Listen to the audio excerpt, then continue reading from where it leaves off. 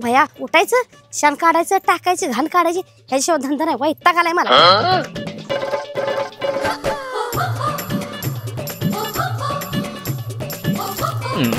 अगे काय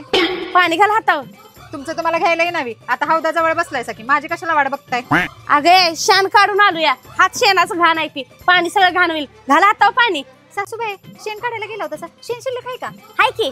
मग खावण्याचं नाही मी अगे डुचके मला शान घालते असे खायला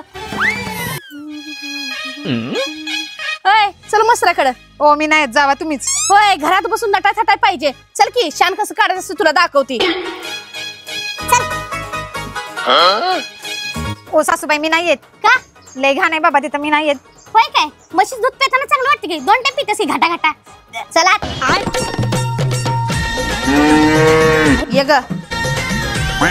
मी घरात नसल्यावर ही सगळं तुला करायला लागणार आहे मी कशाला करते असलं मग काय तुझं बा करायचं काय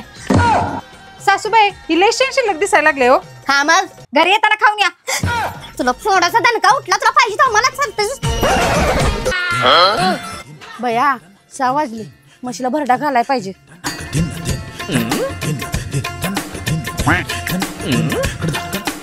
बया ही मला सारखी शान खा का म्हणते ओ सासूबाई कुणीकडे गेला होता ओ दिसत नाही म्हशीला भरडा घालाय गेली होती मसरांकडे गेला होता शेण शिल्लक आहे का हो मला सारखं शान चालते तिची गंमतच करतो शान बिन काय शिल्लक नाही का येताना सगळंच खाणार लावी